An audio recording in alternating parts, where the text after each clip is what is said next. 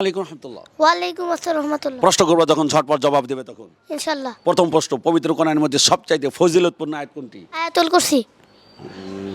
দ্বিতীয় নম্বর প্রশ্ন, পবিত্র কোরআন আল কারিমের এই ফরজ নামাজ আনতে কোন আয়াতটি পাঠ করলে মৃত্যু ছাড়া জান্নাতে যেতে আর কোনো বাধা থাকে না? আয়াতুল কুরসি।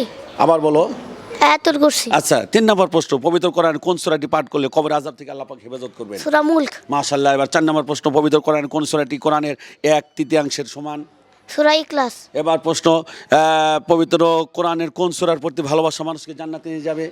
সূরা ইখলাস। মাশাআল্লাহ। পবিত্র কোরআনের কোন সূরা কোরআন আল কারিমের চতুর্থাংশের সমপরিমাণ? সূরা কাফিরুন। এবার পবিত্র কোরআনের কোন সূরাটি জুমার দিন বিশেষভাবে পাঠ করা মুস্তাহাব? সূরা কাহাফ। পবিত্র কোরআনের কোন সূরার প্রথম অংশ তেলাওয়াতকারী দাজ্জালের ফিতনা থেকে আল্লাহ পাক হেফাজত করবেন? সূরা কাহাফের 10 আয়াত। এবার তোমার কাছে সর্বশেষ প্রশ্ন, কোরআনের কোন দুটি সূরা জুম্মার নামাজে তেলাওয়াত করা মুস্তাহাব? সূরা আলা, সূরা আলা,